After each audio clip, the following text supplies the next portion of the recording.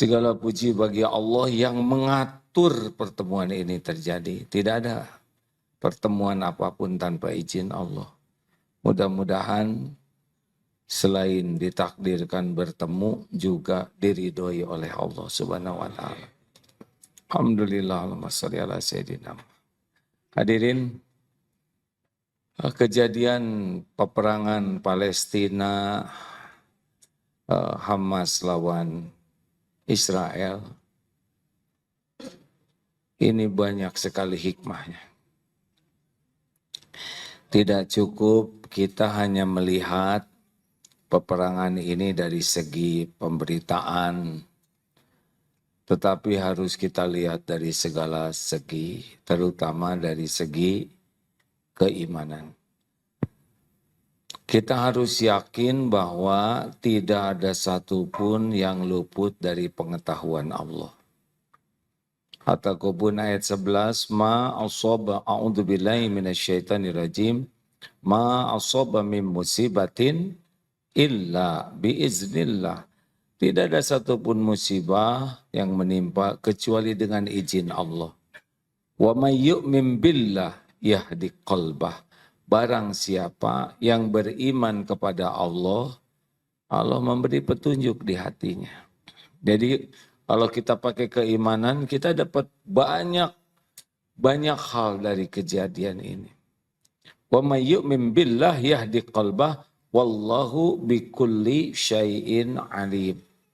Dan Allah Maha mengetahui segala-galanya. Tidak ada yang tidak diketahui Allah. Buka surat Al-Hadid ayat 22. A'udzubillahi minasyaitonirrajim. Ma asaba min musibatin fil ard. Tidak ada satupun musibah yang menimpa di bumi. Wala fi anfusikum. Dan tidak juga pada dirimu. Illa kecuali fi kitabim min qabli an nabra'aha. Kecuali sudah tertulis di Lauh Mahfuz sebelum kami mewujudkannya. Inna dzalika 'alallahi yasir. Sesungguhnya yang demikian itu mudah bagi Allah. Likaila ta'sau 'ala ma fatakum wa la tafrahu bima atakum wallahu la yuhibbu kulla mukhtalin fakhur. Agar kamu tidak terlalu sedih berduka cita dengan yang luput darimu dan jangan terlalu gembira dengan yang Allah berikan padamu. Sesungguhnya Allah tidak suka orang yang sombong lagi membangga-banggakan diri. Tidak ada yang keluar dari catatan Lauh Mahfuz. Ini penting. Ini Al-Quran. Surat apa? Al-Hadid ayat 22, 23. Jadi peperangan ini sepenuhnya dalam pengetahuan Allah, sepenuhnya terjadi dengan izin Allah. Tinggal ada yang diridhoi, ada yang dimurkai. Tapi korban banyak, sekarang sudah sampai 11.000 katanya, demikian. Mati itu sudah ada waktunya masing-masing. Walikulli ummatin ajal. Fa idza jaa ajaluhum la yastakhiruna sa'atan wala yastaqdimun. Setiap umat walikulli ummatin ajal, ada ajalnya. Jikalau datang saat yang ditetapkan, tidak bisa dimajukan, tidak bisa diakhirkan, tidak bisa dimajukan walau sekejap. Jadi yang meninggal itu penyebabnya cuma satu. Apa? Sudah waktunya. Al-A'raf 34. Ya. Jadi semua sudah ada ajalnya. Covid kemarin juga kita tidak tahu, betul tidak? Tiba-tiba teman-teman SMA giliran. Kita juga merasa nunggu giliran kemarin, ya kan? Sekarang Covid sudah selesai, giliran tetap jalan. Ada Covid, nggak ada Covid, meninggal. Semua orang meninggal penyebabnya satu. Apa? Waktunya sudah tiba.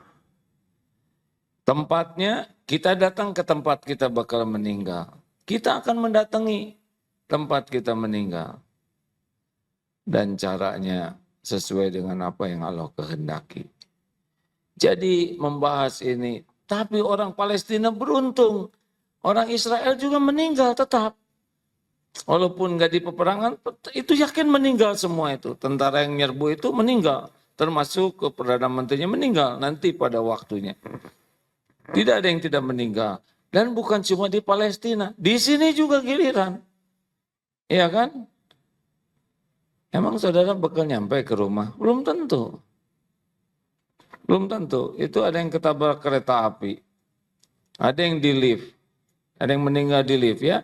Makanya jarang sekarang yang pakai lift ini. Karena, kenapa? Karena listriknya mahal.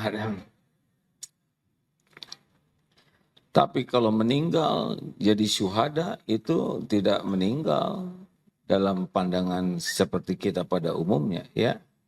Bal ahya, mereka hidup tapi kita tidak menyadarinya. Syahid, yang anaknya meninggal orang tua ridho bekal surga juga. Jadi nggak ada ruginya. Apa sih secara syariat keuntungannya? Yang menang perang ini siapa? Pastilah orang beriman ya. Tanpa keraguan sama sekali. Secara dunianya sekarang Palestina udah menang. Satu, jadi pusat perhatian dunia. Benar? Ini yang selama ini penjajahan ini ditutup-tutupi, sekarang semua orang memperhatikan. Ini cara Allah memperlihatkan yang penjajahan. Dua, Allah memperlihatkan kejahatan, kezoliman, kebiadaban bangsa Israel. Bangsa Zionis. Sekarang sedunia melihat. Karena takdirnya sekarang zaman teknologi. Allah memperlihatkan bagaimana kebiadaban, kebianapan, pelanggaran hukum internasional. Dan ini disaksikan oleh orang-orang yang tadinya mendukung Israel, boleh jadi kalau punya hati nurani dan akal sehat tidak perlu jadi Islam untuk bisa mengetahui kebiadaban seperti ini. Benar? Dan sudah dilihat dukungan-dukungan dari orang-orang yang mulai terbuka hati nuraninya. Jadi dunia melihat, benar ini. Yang ketiga, dunia sekarang diperlihatkan oleh Allah tentang dahsyatnya orang-orang Palestina. Betul? Tangguh. Saya saja termehek-mehek, malu nih. Beneran itu merata. Tidak hanya tua, sedang, pemuda, anak-anak juga tauhidnya mantap. Ciri orang tauhidnya mantap itu adalah tidak pernah bersandar kecuali ke Allah. Kita bersandar sama, tauhid kita mah kurang mantap. Bersandar kepada suami, bersandar ke istri, bersandar ke warisan, bersandar ke pondok mertua permai, bersandar kepada bisnis, bersandar ke aset, bersandar ke klien, bersandar ke negosiasi. Apa? Negosiasi. Jadi saya ngomong apa? Ya udahlah perkara kecil untuk dipermasalahkan. Bersandar kepada konsumen, bersandar kepada tabungan. Oh kita ini di sininya banyak alihah Tuhan-Tuhan yang lain di hati kita. Makanya ciri orang yang kurang kuat tauhidnya itu 3. 1, cemas dengan yang belum terjadi. Stres mikirin besok, lusa, padahal nanti meninggal. Ya. Stres mikirkan pensiun, stres mikirkan ekonomi, stres mikirkan pilpres. Padahal presiden bukan, apa bukan. Kenapa stres? Karena bersandarnya kepada selain Allah. Yang kedua, sedih, kecewa, sakit hati dengan yang sudah terjadi. Ini ciri khas nih. Gak ridho dengan takdir. Jadi pedih, padahal udah gak bisa diapa-apain. Ini rumusnya Pak. Kalau tauhid kita kurang mantap tuh ini cirinya. Yang belum terjadi bikin cemas, yang sudah terjadi bikin kecewa, sedih, sakit hati. Dan saat ini capek. Capek pikiran, capek hati, capek fisik. Kadang enggak menikmati episode, enggak ada ikhlas. Jadi udah makin lama makin tua, udah gitu penyakitan, udah gitu maut, dah. Kapan bahagianya? Nah, Allah memperlihatkan tangguhnya Palestina. Dioperasi enggak pakai bius, Allah yang menghilangkan sakit. Anak, suami meninggal, istri meninggal, tapi tegar, Allah yang menghibur hatinya. Luar biasa itu. Kemudian apalagi? Dengan ini sekarang Allah memberikan kepada banyak orang tuh terpesona ke Islam. Ini gimana orang bisa tangguh gini?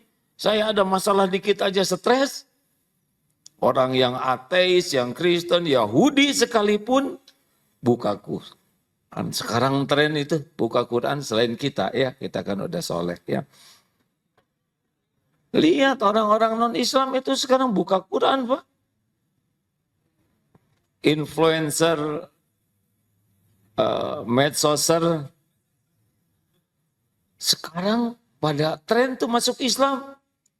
Kagum ke Quran.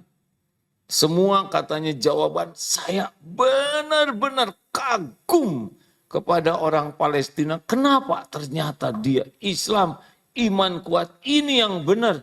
Ini Nabi Ayub di zaman sekarang. Katanya begitu. Saudara lihat saja sendiri ya, menurut keyakinan Asia akan ada gelombang orang belajar Islam. Sehingga nanti banyak hidayah. Ada lagi hikmah lainnya. Kita nih jadi peka dan peduli, hati kita lebih peka sekarang. Dan lebih peduli. Ini kita baru berapa waktu aja Darut Tauhid PDTP terkumpul 15,5 miliar. Raja Salman nyumbang 25, hampir kesusul nih.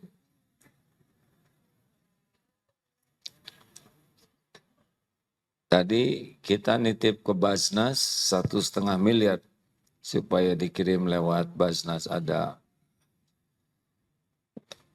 Basnas sudah hampir 70 tadi itu terkumpul. Itu secara nasional. Nah Bapak Ibu, kita jadi rajin mendoakan, benar? Dan kita jadi terlibat aktif di dalam pembebasan Masjidil Aqsa.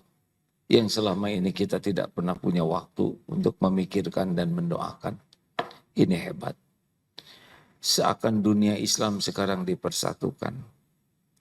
Termasuk orang-orang sekarang pada lihat pemerintahnya munafik. Alhamdulillah negeri Indonesia termasuk yang mendukung Palestina. Di beberapa negara dia tidak mendukung. Jelas Israel itu penjajah, jelas sekali ya. Jadi penjajah yang zolim tapi acting seperti orang yang teraniaya. Dia yang nembak, kemudian dia pura-pura luka kakinya terus minta tolong. Hakul yakin Allah akan memenangkan. Toh misalkan terbantai habis enggak akan kalah. Orang beriman tidak ada ruginya. Tidak ada ruginya. Dunia cuma sebentar saja, benar? Kita juga bakal mati. Begitu? Nah, yang kita kaji kali ini adalah mumpung Allah sedang memperlihatkan ketangguhan. Apa sih yang membuat orang tangguh? La ilaha illallah. Yang membuat orang tangguh itu adalah ketika kita bersyahadat, kalimat thayyibahnya benar-benar yakin sini. Apa kalimat tauhid? Dua itu. Ada la menafikan, illa mengisbatkan. Satu, seperti meja ini ya. Tiada, meja ini dibersihkan dari apapun. Buku, gelas, segala ini bersih. Nah itulah meniadakan. La ilaha ilah itu ha illallah. Lalu mengisbatkan, menetapkan hanya satu. Tiada ilah selain Allah. Tiada Tuhan semesta alam yang berhak disembah selain Allah. Sederhananya banyak kajian tauhid, tapi ini penting sekali adalah belajar menghilangkan di hati kita alihah. Apa alihah? Ilah-ilah. Apa yang harus kita sebut ilah? Yaitu sesuatu yang kita kagumi. Kekaguman, ini bisa jadi ilah ya. Ini tolong digaris bawahi ya. Kekaguman sehingga mendominasi pikiran, hati, perilaku kita kepada yang dikagumi ini.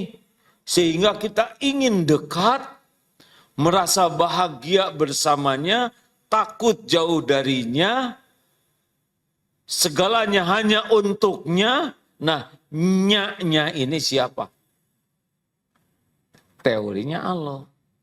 Tapi prakteknya ada yang mengagumkan di hati kita selain Allah. Apa? Harta. Ada yang terkagum-kagum dengan harta. Seakan-akan dengan harta kita terhormat, dengan kekayaan kita sukses, dengan kekayaan kita akan bahagia, dengan kekayaan kita akan mulia. Tanpa kekayaan kita akan jadi hina, akan sengsara, tidak bahagia. Udah jadi itu ilah. Pasti dari bangun tidur sampai tidur lagi mikirin harta. Bekal bahagia tidak? Tidak tahu. Kalau dia ingat harta, lalu yakin yang membagikan harta inilah Allah, bahwa semua harta itu milik Allah, satu-satunya pemilik rezeki adalah Allah, Allah yang membagikannya, Allah yang melapangkan, Allah yang menyempitkan, Allah yang mengambil. Ini udah beda dengan yang tidak ada Allahnya. Jadi dia ikhtiar itu mendekat ke Allah. Dikasih dia syukur, ditahan dia sabar, diambil dia ridho. Jadi tauhid ini.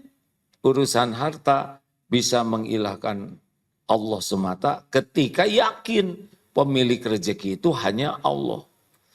Jadi kalau mau tender, mau tenang aja. Dan nggak tenang juga, belum tendernya, ya kan?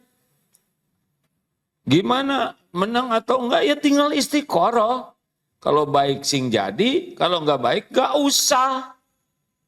Sederhana. Yang penting kan yang terbaik menurut Allah, bukan terbaik menurut kita. Wah, tender kalah ya enggak apa-apa. Emang rezeki dari Allah hanya lewat tender? Halo? Enggak ngerti ya? Enggak pernah tender? Enggak apa-apa, enggak wajib. Apa tender ember apa? Kayak dolar naik, tenang aja. Udah nggak punya dolarnya ya. Gimana nggak tenang dolar naik? Terus gimana? Kan? Dari dulu juga dolar naik tetap kita kayak gini ya. Banyak cicilan, betul ya. Hadirin sekalian, ada lagi yang mengilahkan jabatan. Kasakusuk, kusek. Tos maut. Ya, qadarullah, saya menjalani dakwah ini sudah cukup lama. Puluhan tahun. Udah lihat banyak presiden, wakil presiden, menteri, panglima, kapolri. Dah. Giliran. Giliran benar. Gaya itu giliran. Bapak tentara, saya tinggal di KPAD. Lihat tuh zaman dulu, letnan, kapten, waduh, mayor, letnan, kolonel, kolonel, udah puncaknya letkol tuh udah. Udah gitu, ada yang jenderal, lama-lama jenkol, jenderal kolot ya. Nggak bisa dipertahankan di sini tongkat komando. Sebagian pindah ke sini. Begitu, nggak bisa otot kawat balung besi leher beton tuh ada waktunya. Jabatan juga ada waktunya. Makanya kalau saudara punya jabatan jangan keburu gaya ya, nggak bisa ditangkap lagi ya. Dan nggak ada apa-apanya, nggak ada apa-apanya. Giliran aja acting. Makanya nggak usah kagum-kagum. Kita hormat kepada manusia karena kita harus menghargai, tapi nggak usah pakai kagum. Biasa we. Karena kekaguman itulah awalnya kita menghamba kepada yang kita kagumi. Harta, gelar, pangkat. Sekarang coba guru besar, sebagian ada yang ditangkap. Ya, profesor, guru besar. Dan kalau kurang iman, pasti senang sama dunia ini. Artis coba, siapa kemarin yang heboh itu? Lama-lama kita pasti menua. Udahan, tinggal tanggung di akhiratnya. Nah Bapak Ibu makanya latihan bertauhid pertama, gak usah kagum-kaguman lah. Coba dunia berikut isinya ya. Shh. Ini awalnya nih, mengagung-agungkan dunia. Mengagung-agungkan makhluk. Mengagung-agungkan gelar, pangkat, popularitas. Gak ada apa-apanya. Kalau kita berhasil menempatkan dunia ini pada tempat yang semestinya apa dunia ini? Huwallazi khalaqalakum ma fil ardi jami'a. Dunia ini pelayan kita. Bukan Tuhan kita. Jadi dunia ini pelayan. Bagaimana mungkin kita mengagung-agungkan yang harusnya jadi hamba kita? Benar? Makanya lihat, semua yang mengagung-agungkan duniawi, termasuk syahwat, nafsu, pasti jungkir. Pasti jungkal. Nah, kalau mau latihan tauhid mulai, jangan kagum-kaguman.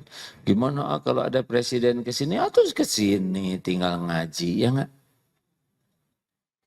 Perlukah kita mempersiapkan segala-galanya? Biasa, normal, ya. Hormati karena lagi diuji berat. Jadi jabatan itu bukan tanda kesuksesan, jabatan itu tanda beratnya ujian. Kebayang nanti di akhirat 270 juta itu harus dipertanggungjawabkan oleh Pak Jokowi. Aduh, ya. Saudara istri satu aja kurang bertanggung jawab ya kan. Kenapa ketawanya menjiwai? Ya? Seperti yang mengakui. Iya, makanya Pak jangan mau jadi capres. Tahu kenapa? Ya siapa yang mau biasa we dunia man. Serius nih. Jangan mau ya Pak ya. Dan gak akan ada yang mengajukan. Istri Bapak juga, tuh kira-kira saya aja gak keurus katanya. Boro-boro 200, berat loh Pak di akhirat ini. Punten ya, Darut Tauhid nih, Qadarullah. Darut Tauhid ini sudah tertulis di Lauh Mahfuz. Ada nggak ada makhluk ini beres aja rencana Allah. Tahun sekian ada. Nah sekarang Qadarullahnya, ya orang ini diuji nih. Ceritanya jadi kiai. Makin banyak santri ngejengkang nanti saya di akhirat. Asli Pak. Guru saya ngewanti-wanti. Ingat. Harus tanggung jawab. Berbahagialah pesantren yang santrinya satu. Nah lebih mudah. Ustaz ini tanggung jawab tak seru Ustaz. Serius. Banyak yang bangga dengan banyaknya segala sesuatu dunia ini. Padahal di akhirat dituntut. Demi Allah dituntut nanti. Mikir. Untung saya mah. Anak nggak ada, istri nggak ada. Enggak untung juga itu juga. Itu juga dituntut. Harta. Emang lolos nanti di akhirat yang banyak hartanya? Enggak bisa, Bu. Ibu kaki ada berapa? Sepatu ada berapa? Nah, emang ibu kaki 1.000. Tiap ganti kerudung beri sepatu. Oh, itu kepala satu kerudung numpuk. Dituntut di akhirat nanti. Serius. Itu kita belanja ke toko kecil-kecilan aja. Antri dihisab satu-satu. Benar? Oh, mikir. Benar juga. Benar emang begitu. Saya juga lagi mikir ini. Allah sepeda makening banyak. Mau dijual sayang. Nah ibu bapak, jadi sekarang harus bagaimana? Apa sih? Hilangkan dulu kekaguman. Ya.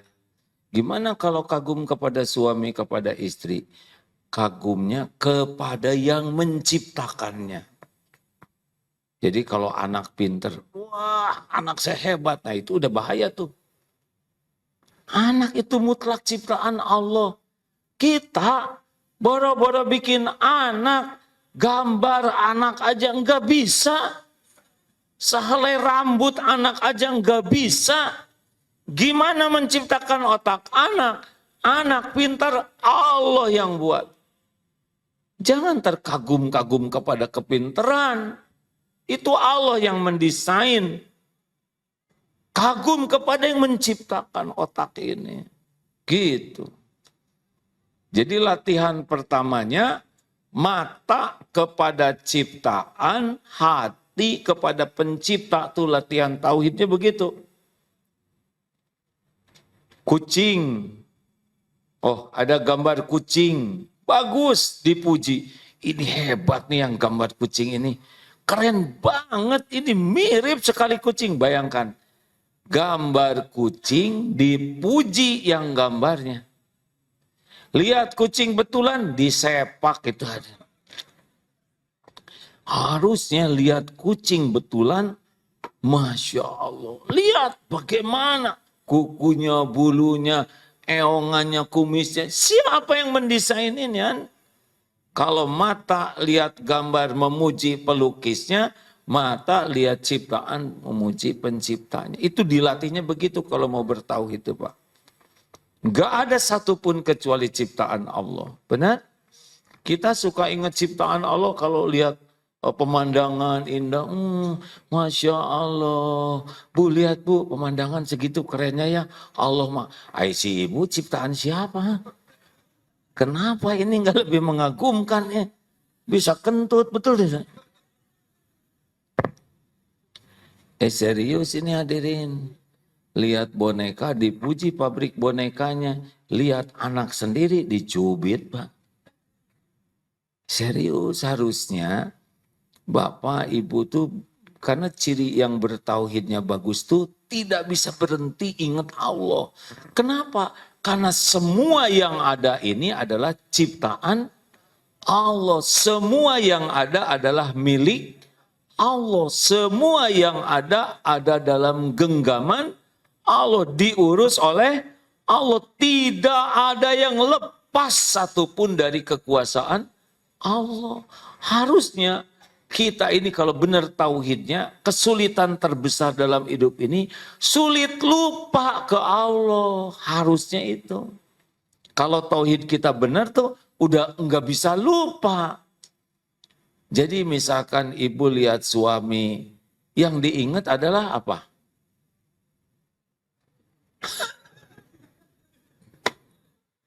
Enggak mempan selama ini. Ya kalau saya mau ingat suami, saya ingat galaknya dan hutangnya. Bu, mata lihat suami, hati ingat, ya Allah, Dulu engkau takdirkan waktu nikah lucu-lucunya suami. Sekarang sudah tua lebih lucu. Gigi sekarang engkau ambil. Oh suami saya giginya udah pulang duluan. Terus ngorok. Oh, udah agak sember ngoroknya juga. Tidak merdu lagi kalau dulu. Ibu nggak boleh pas bangun kakek. Kok ada kakek-kakek berarti ya. Ibu nenek-nenek. Ya Allah, ini titipanmu. Kalau ada suami, syukuri ya Allah. Ciptaanmu, milikmu. Terima kasih ya Allah. Kelebihannya ibu bersyukur, ibu dapat pahala. Kekurangan dan kesalahan suami ibu sabar dan membantu memperbaikinya, ibu dapat pahala. Sama lihat anak, lihat cucu, lihat orang tua, ingatnya ke Allah terus. Termasuk saudara-saudara sekarang lihat saya, ya. Nah, lihat Agim kasihan banyak omong. Ya Allah, engkau tahu siapa Agim yang sebenarnya. Luruskan niatnya ya Rob, ampuni si Agim ngomong terus. Sebab kalau ceramah nggak ngomong nggak kedengaran. Bimbing ya Allah agar hatinya ikhlas. Bimbing ya Allah agar ceramahnya benar, yang disampaikannya ilmu yang benar, yang manfaat. Dan bimbing ya Allah yang ceramah teh supaya bisa mengamalkan apa yang diceramahkannya. Gak ada ruginya. Itu zikir Pak, itu benar. Apa yang bisa saya lakukan? Enggak bisa Pak. Apa saya bisa ngebulak-balik hati bapak-bapak, ibu-ibu? Ngebulak-balik hati gimana? Tahu juga enggak hatinya kayak apa? Emang saya bisa memasukkan ilmu ke bapak ibu? Enggak bisa. Saya cuman kerjanya ngelurusin niat supaya belajar ikhlas. Yang kedua ngomongnya sekuat tenaga, sebenar mungkin sesanggup saya ya bicara yang benar. Dan yang ketiga ya berusaha mengamalkan. Cuman itu. Emang ceramah ini bisa merubah bapak-bapak ibu-ibu? Ngerubah gimana? Tahu juga enggak gimana ngerubahnya kan? Allah yang membulak-balik hati bapak ibu. Makanya kalau nanti lagi bicara di keluarga sama istri, sama suami, sama anak teh, enggak boleh terlalu dramatis gitu ya. Apa ini? Selaku orang tuh nggak usah kayak gitu. Lebay. Biasa weh. Karena yang menyolehkan anak itu adalah Allah. Kita boro-boro menyolehkan anak. Nyolehin diri sendiri aja nggak benar. Ngaku benar? Oh ini tegap. Saya boro-boro nyolehin orang lain. Nyolehin diri aja susah, pas tak terkebek nih. Makanya supaya tauhidnya bagus, lihat makhluk, apapun ingat Allah. Terus kalau jalan sama, ada nyamuk, ingat siapa? Baygon lagi ingat Allah. Ini nih, resiko makan, kemakan iklan. Ya Allah, Allah yang mendesain nyamuk, Allah yang menerbangkan nyamuk. Kecil tapi suaranya paten, bener. Dan susah, kebetulan tadi saya nyetir mobil pagi-pagi ngantar anak, ada nyamuk satu, aduh. Berdua itu, sampai selesai nggak mati-mati tuh Pak. Head di jalan tuh, jebot, saya nggak kena. Ya Allah, engkau buat nyamuk sebegitu, memperdaya kami berdua Pak. Ya Allah, mungkin nggak minta tolong, harusnya minta izin ke Allah. Ya Allah, mohon izin mematikan nyamuk gitu. Tadi nggak pakai izin, nggak kena tuh Pak. Mungkin nyamuk juga terkekeh-kekeh, aki-aki gitu, elehku nyamuk. Harusnya bagaimana ya kalau soleh mah harusnya ya nyamuk lapar. Paling berapa tetes, nggak sampai setetes ya nggak. Ayo muk lah silakan free. Nah, sing leluasa Dia tapi nanti khawatir dia ngasih tahu temennya katanya. Tuh ada orang baik, katanya ayo serbu yuk. Silakan. Alasan Harusnya mah mata lihat nyamuk, hati ingat suatu saat nih ya. Memang teori mah gampang ceramah teh ya. Dan Allah tahu ceramah ini. Jadi suatu saat lagi main sama anak dulu Pak. Di sebuah taman. Tiba-tiba di ujung taman kira-kira 70 meter keluar anjing. Wah besar. A'udzu bikalimatillahi tammati min syarri ma khalaq. Ada ya doanya. Aku berlindung kepada Allah ya. Dari kejahatan makhluk min syarri ma khalaq. Tapi anjing ngedeketin terus. Ya Allah, ya Allah, ya Allah. Allahu la ilaha illa huwal hayyul qayyum. Mulai mata cari pemukul, cari batu. Kan anaknya masih kecil ya. Allah ya Karim, ya Allah, ya Allah. Lebih fokus ke anjingnya dari ke Allahnya. Dan cari batu, cari segala secara syariat. Tapi untung, tapi nggak jelas ini juga baca ayat kursi, ujungnya jadi sholawat atau tidak. Yang wah, aduh ya Allah, ya Allah, ya Allah. Mendekat anjing tuh. Qadarullah, wah kalau gelut, kayaknya rada kalah nih ya. Karena anjingnya besar. Tiba-tiba sudah makin dekat. Ada yang punyanya manggil. Alhamdulillah anjing berbalik. Yang punyanya juga udah tua Pak. Aduh, kumaha ya bisa nggak mengendalikan anjingnya. Harusnya jangan takut oleh anjing. Tapi takut Allah mengizinkan anjing menggigit kita. Ada bedanya tidak? Takut digigit anjing dengan takut Allah mengizinkan anjing menggigit. Ada bedanya tidak? Nah, kalau takut digigit anjing nggak ada Allahnya. Tapi kalau takut Allah mengizinkan anjing menggigit, nah itu bagian dari tauhid. Berarti anjing itu ada dalam kekuasaan Allah. Demikian pula kalau Bapak Ibu misalkan, udahlah nggak usah berbantah-bantahan, nggak usah bertengkar lah. Karena nggak bisa kita tuh membulak-balik hati orang. Kita bicara yang lempeng, jujur supaya Allah suka, plus doa Allah yang menghentikan pembicaraan, Allah yang membulak-balik hati. Ya ngerti dong Bu, saya udah menjelaskan, demi Allah saya ini jujur. Nggak usah gitu, biasa aja. Demi Allah saya tidak berbohong. Allah jadi saksi. Ya, dari dulu juga ngomong kayak gitu. Nggak usah marah. Saya nggak percaya lah Pak, nggak percaya. Ya, apalagi yang harus dikatakan, tidak memang begitu. Alasan. Saya juga udah pernah dengar ceramah si Agim tentang hari ini. Ya udah tuh Ibu istiqoroh. Ya, kalau belum percaya ke saya istiqoroh, Allah kan menyaksikan semuanya. Gak percaya, ya udah. Tinggal doa, ya Allah. Ampun, pasti saya banyak dosa. Walaupun saya tidak melakukan seperti yang dituduhkan, tapi saya pasti banyak kesalahan. Sehingga ujian kepahitan ini ada. Istighfar saja. Ampun. Apa istighfar? Yang benar, Pak. Istighfar tuh. Ya insya Allah. Nggak usah terpancing. Karena bukan kita yang bisa meredakan hati. Allah. Ya Allah, ampuni saya. Belum jadi lelaki yang baik, Engkau tahu. Ampuni saya belum jadi kepala keluarga yang tanggung jawab. Engkau tahu semua dosa saya, ampun. Kalau Allah mau balikan hatinya, malam-malam, maaf ya tadi saya emosional, enggak apa-apa.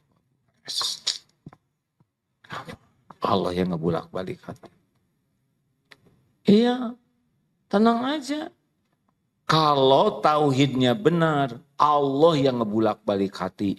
Bukan pandainya memilih kata, bukan kelakuan kita yang saya ini kepala keluarga, saya di kantor dikenal, gak usah ngomong-ngomong kantor. Ya saya itu anak buah banyak nurut, kenapa istri satu-satunya nggak nurut? Beda dong, ya nggak? Halo, termasuk ke anak juga gitu. Emang anak bisa diubah oleh kita? Enggak. Kita mau bisanya satu, tobat. Jangan-jangan anak jadi nggak bagus gara-gara kelakuan kitanya error terus. Memang di depan anak sih wibawa, tapi di belakang lincah luar biasa dan Allah tahu. Anak-anakku sekalian, kalian harus bertakwa kepada Tuhan Yang Maha Esa sesuai dengan Undang-Undang Dasar 45 dan pembukaan undang-undang. Lebay. Nggak ngepek, nggak ngepek. Nggak bisa begitu, nggak bisa acting. Tidak bisa acting. Allah lah yang bisa membulak-balik hati. Jelas hadirin, termasuk kalau dagang nggak usah. Tadi saya lihat tuh yang ayo gercep, ayo. Apa tuh yang di ngikngok, saya nggak boleh nyebut merek ya nggak. Dagang mah nggak usah rekayasa supaya orang jadi pengen beli dengan bohong, dengan sumpah palsu. Bisa takdirnya beli tapi nggak ada pahalanya. Baik-baik aja, lempeng aja bicara. Kalau yakin Allah yang menentukan rezeki. Gimana Pak, Bapak mau jual mobil? Ya, ini mobil tahun 2012, berarti sudah 11 tahun yang lalu. Sudah pernah turun mesin satu kali, ini cat depan udah diganti, tidak ori lagi. Ban juga kelihatannya 2 bulan lagi sudah expire, STNK 1,5 bulan lagi akan habis. Kalau oli sih baru diganti, selebihnya pernah turun mesin sekali. Pak, apa Bapak nggak takut rugi? Enggak lah, Allah lagi ngedengarkan apa yang saya katakan. Tapi kalau Bapak ngomong gini, nanti siapa yang mau beli? Gak bisa Pak, rezeki saya nggak bisa dihalangi siapapun. Kalau memang takdirnya Bapak rezeki saya, Bapak akan beli. Tapi kalau bukannya nggak akan beli, nggak apa-apa. Tapi saya sudah dapat pahala, mudah-mudahan pahala. Jujur, karena dagang itu yang penting bukan rezekinya, pahalanya. Oh gitu ya Pak, iya. Nah, Bapak nggak usah memaksakan diri beli ini Pak. Ya, justru saya terkesan ke Bapak ini. Jadi saya pengen borong aja. Jadi masalahnya saya nggak ada uangnya. Ya, kalau gitu saya nambah pahala satu lagi, pahala sabar. Nggak apa-apa Pak, relax aja. Nggak ada masalah, benar. Emang kalau nggak ada rezeki kita, nggak bisa dipaksa. Tapi kita udah jujur, enak kayak gitu kan. Jangan seperti itu, yang udah jujur nikah katanya, ini saya cuman cerita aja. Ada yang cerita, kamu pembohong. Ke suaminya ngomong gitu. Bohong-bohong gimana? Tahu kamu nggak punya apa-apa, saya tidak mau nikah sama kamu. Lah, aku kan udah jujur dari awal juga. Sungguh aku tak punya apa-apa selain engkau. Tapi kan kamu jawab, oh so sweet. Padahal aku ngaku ini. Ngerti nggak? Emang nggak semua ngerti, nggak apa-apa. Nggak harus ngerti, ini urusan intelektual ya. Udahlah hadirin, sekarang lepas berharap dari makhluk. Latih. Kalau ingin tauhid kita mantap dan kalau melakukan sesuatu, ini tolong ya, garis bawahi Pak. Kalau orang ingin mantap tauhidnya, kalau lakukan sesuatu itu benar-benar ahsan. Jadi menjadi dalilnya Al-Baqarah 195. Innallaha wa ahsinu innallaha yuhibbul muhsinin. Ini ayat profesional ya. Lakukan yang ahsan, yang ihsan, yang beyond, di atas ekspektasi orang. Jadi kalau kita melakukan sesuatu tuh yang, ini latihan tauhidnya. Jadi misal ya Pak, misal nih Bapak sebagai suami, di rumah bangun tidur, yang bagusnya ngerapiin tempat tidur siapa Pak? Istri atau suami? Bapak bangun, istri pas kamar mandi rapiin, yang bagus. Pas bangun, siapin anduk. Mau tidur siapin air hangat buat minum, ini buat makan, minum obat.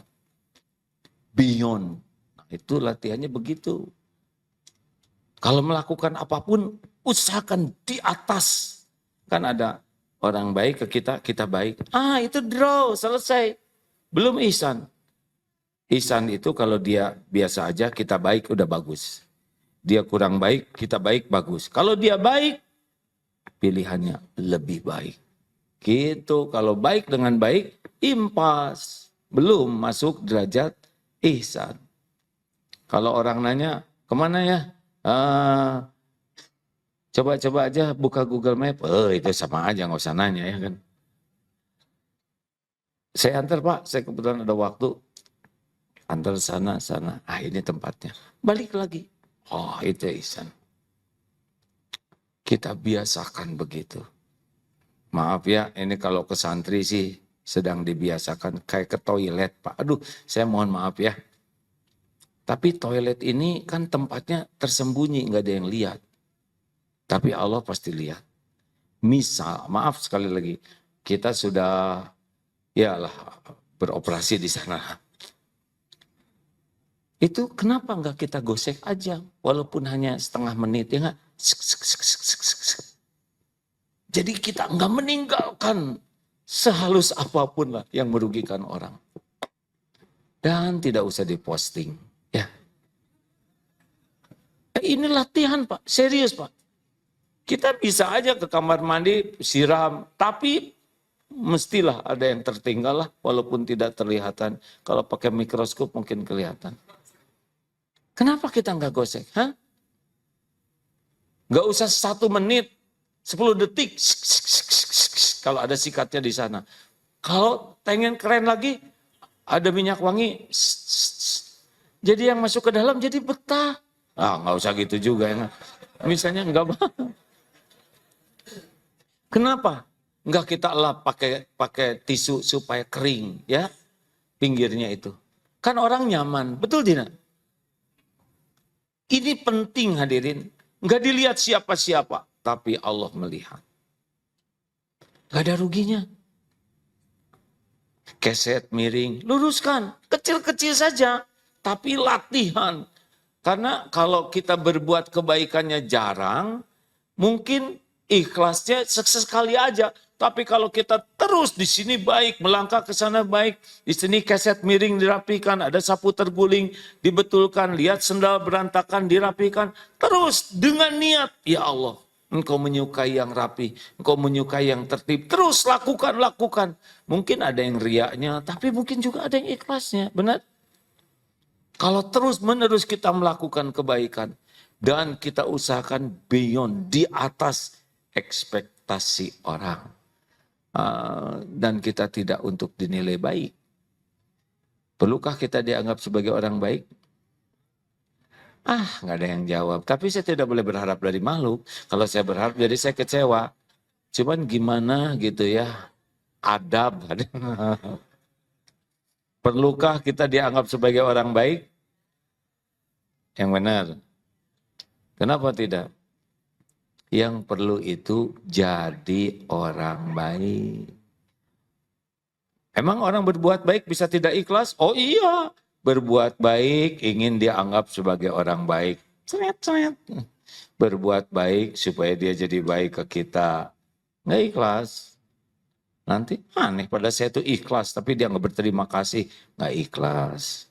Ada yang berbuat baik supaya dia tidak berbuat jelek ke kita. Udah kasih aja supaya dia nggak ngerugiin kita. Itu juga termasuk belum ikhlas. Ada lagi yang terburuk, berbuat baik untuk menjerat orang supaya hutang budi. Jadi biasanya cukong-cukong yang tidak beriman itu ngasih uang terus ke aparat, ke siapa ya enggak?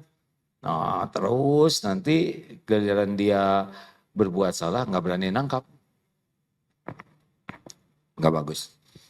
Kalau kita berbuat baik, selesai dengan berbuat baik itu udah selesai. Kita berbuat baik berarti inilah rezeki kita. Kita bisa berbuat baik. Udah itu, udah selesai itu, udah lupa. Karena udah urusan Allah. Kita tidak usah nyebut-nyebut, tidak usah nunggu orang berterima kasih, tidak usah nunggu orang balas budi. Gimana sih udah berbuat baik, kemudian dia nggak menghargai. Ya itu mah bukan urusan kita. Ya. Urusan kita berbuat baik, diterima Allah, udah selesai. Ya saya udah berjuang, tapi saya nggak dihargai. Saudara sakit hati, berarti nggak ikhlas. Orang ikhlas tuh orang yang paling ringan dalam hidup ini, nggak ada beban.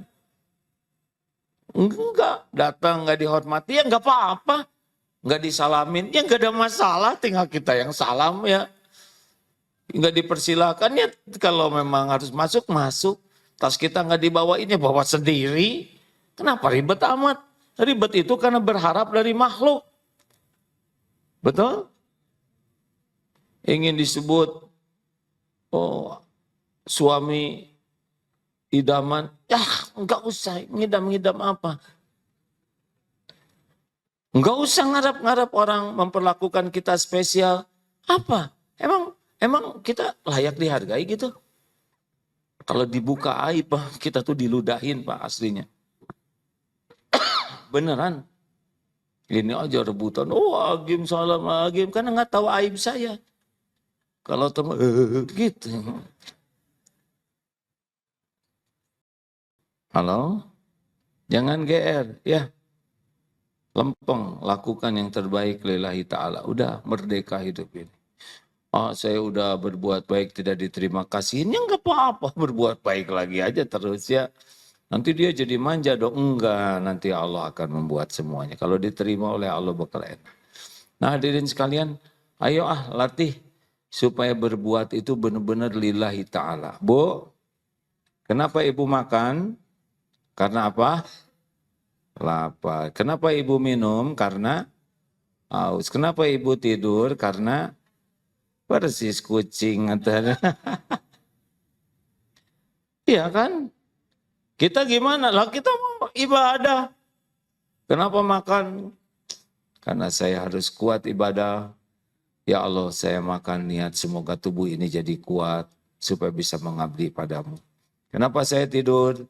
Ya Allah, saya istirahatkan tubuh titipanmu ini semoga besok lebih kuat lagi saya mengabdi padamu. Kenapa ngantar anak ke sekolah? Ya Allah, anak ini amanah darimu. Semoga dengan seperti ini anak bisa mendapatkan contoh yang baik untuk keluarganya nanti. Kenapa berbuat baik ke istri walaupun istrinya misalkan rada galak? Ya karena Allah nyuruh kita baik, sebaik-baik lelaki adalah lelaki yang paling baik ke istrinya. Ya tapi nggak diterima kasihnya nggak ada masalah, terus aja baik ya. Gitu Pak. Jadi nggak ada ribetnya. Coba ini tes terakhir. Bapak-bapak jangan langsung soleh, asli dulu ya. Kalau kerja gajinya kecil. Semangat tidak kerjanya? Jujur. Jujur, jangan semangat tidak yang asli dulu. Tidak.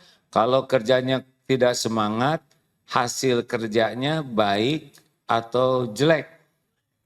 Nah, kalau hasil kerjanya jelek, dipuji atau dimarahin oleh atasan? Dimarahin. Kalau dimarahin terus, maunya ngantor atau bolos? Bolos. Kalau rajin bolos, naik pangkat atau dipecat? Tuh awalnya dari awal tuh. Hanya hitung-hitungan duit, benar? Lakukan aja yang baik, sing ikhlas. Kalau episodenya di sini, Allah udah tahu keperluan kita, tapi saya gajinya cuma segini. Coba lakukan sing ikhlas yang bagus. Ya, ya Allah saya bekerja karena Engkau. Saat ini saya takdirnya di sini dan 3 juta, pengeluaran 5 juta, tekor 2 juta ya Allah. Tapi saya belum ada pekerjaan yang lain. Saya lakukan ini karena saya tahu ini halal. Ya Allah hanya Engkau yang mencukupi. Lakukan yang bagus. Boleh jadi nanti si bosnya dibalikan hatinya oleh Allah. Ini karyawan saya ini keren banget. Kerjanya bagus, gak banyak bicara, ibadahnya bagus. Kemudian setiap mengerjakan sesuatu di atas ekspektasi saya. Saya menaikkan pangkatnya, tapi di tempat kerja ini cuma 2 antara dia dan saya. Ya gak? Kalau dia jadi atasan saya gimana? Dia bisa telepon temannya tuh. Sobat, ini saya punya karyawan, saya senang sekali, tapi saya malu. Karena saya nggak bisa nambah lebih dari ini. Tapi saya, insya Allah saya garansi, yang saya lihat dia kerja 2 bulan di tempat saya tuh puas lah. Harusnya dia dapat lebih, cuma saya nggak bisa ngasih. Coba deh, Bisa begitu Pak? Bisa, beneran. Ya juga pernah ada seseorang, ini anaknya baik, kerjanya bagus, ibadahnya bagus, gak banyak bicara. Dan tawadu, padahal ilmunya, pengalamannya banyak. Kalau ada yang teman A punya, saya yang garansinya insya Allah gak kecewa. Saudara bukan, apa bukan, ikut menggaransi. Dan yang ngegaransi ini juga orang baik. Coba itu. Kenapa? Karena emang kerjanya gak hitung-hitungan. Pol sebagai amal soleh, Allah yang ngebulak-balik. Gitu tauhid itu. Jadi enggak capek di sini tuh, enggak tertekan. Begitulah hadirin sekalian. Ada pertanyaan? Ada pertanyaan tidak? Jangan suka membebani orang lain hidupnya.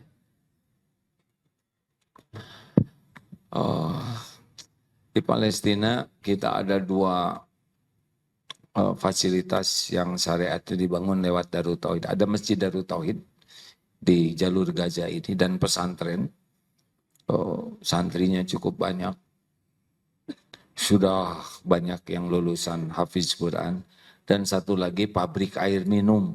Mungkin satu-satunya di jalur Gaza pabrik air minum yang setiap hari bisa mensuplai minimal ada 8 truk. Tapi kita baru punya 2 truk. Dan satu lagi tapi di luar jalur Gaza yaitu di penampungan pengungsi di perbatasan Jordania. Ada 40 titik kita dititipi oleh Allah 1 mobil klinik keliling. Jadi puskesmas keliling. Ada dokter, ada perawat, ada obat-obatan yang keliling ke tempat-tempat pengungsian yang sekarang juga sama beratnya.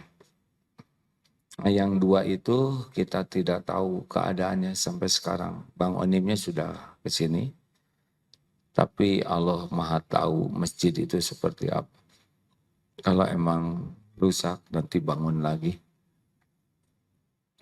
Kalau saudara tertarik untuk terus tiap bulan, sekali bergerak mobil klinik itu tidak banyak sih untuk obat-obatan dan dokter dan semuanya itu habis 20 juta sekali keliling. Dulu ada 3 mobil, 1 Uni Emirat Arab atau 1 lagi mana.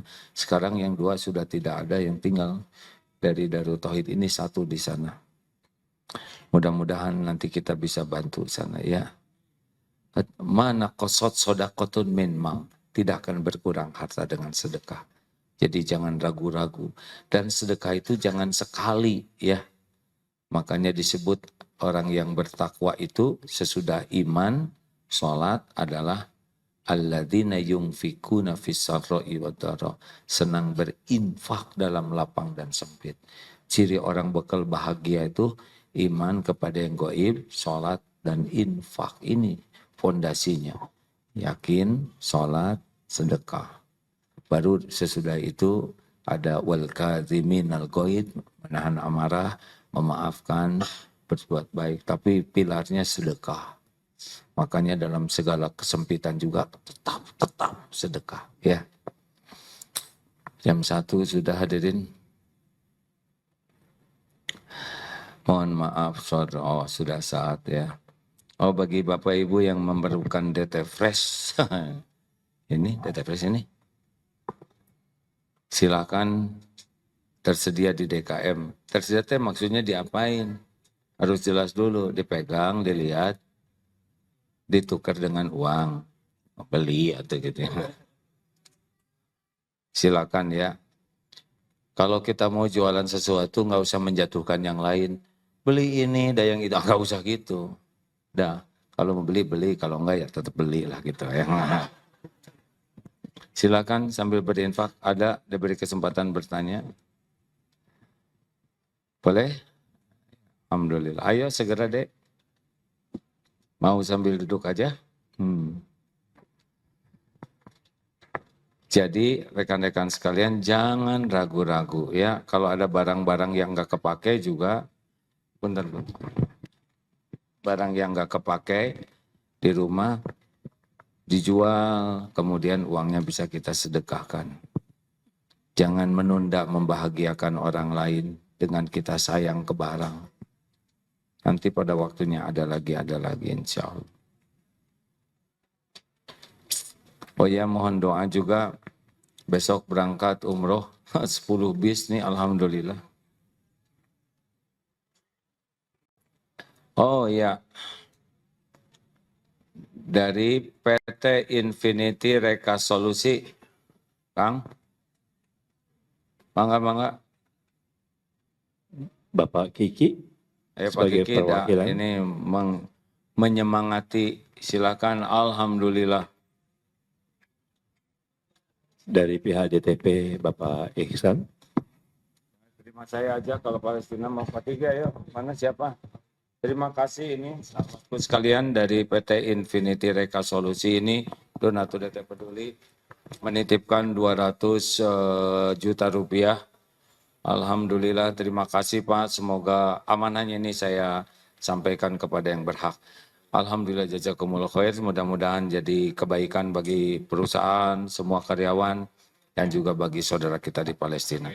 Saya terima amanahnya ya. Nuhun. Aduh, nuhun. Masya Allah. Alhamdulillah, jazakallah khair. Alhamdulillah, 100, 200, terus jadi banyak, sedikit demi sedikit sudah terkumpul, 15,5 miliar, alhamdulillah. A'udzubillahi minasyaitonirrajim, bismillahirrahmanirrahim. Alhamdulillahi rabbil alamin, ar-rahmanirrahim, maliki yaumiddin. Iyyaka na'budu wa iyyaka nasta'in, ihdinas siratal mustaqim.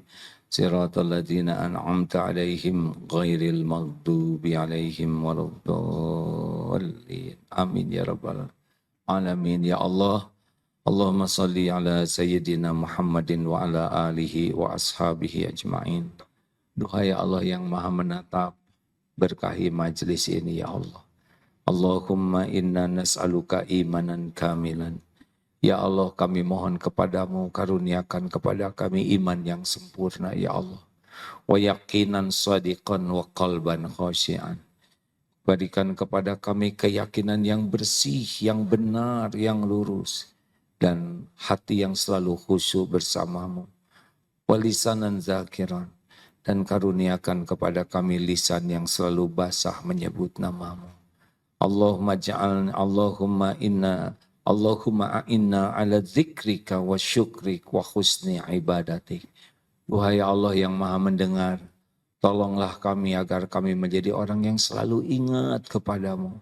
Setiap saat ya Allah, dimanapun, kapanpun, keadaan apapun. Dan tolonglah kami agar menjadi hamba-hamba yang selalu bersyukur padamu. Dengan nikmat apapun yang Engkau beri. Dan tolonglah kami ya Allah, agar kami bisa mengabdi kepadamu dengan benar, dengan baik, dengan istiqomah. Allahumma gfir lana wali walidina warhamhum kama rabbawna sigara. Ampuni semua dosa kami ya Allah. Ampuni selama ini kami lebih banyak melupakanmu daripada mengingatmu. Ampuni ya Allah, kami jarang mengamalkan dengan ikhlas. Ampuni kami juga jarang mensyukuri karuniamu. Bahkan Kau tahu betapa banyak nikmat darimu yang kami gunakan berbuat maksiat. Ya Allah, astagfirullah. Ya Allah, ampuni segala kesombongan kami. Ampuni semua kemusyrikan kami. Ampuni kemunafikan kami ya Allah. Ampuni maksiat yang sengaja, yang tidak sengaja. Yang terang-terangan, yang sembunyi-sembunyi. Ampuni dosa yang berulang-ulang ya Allah.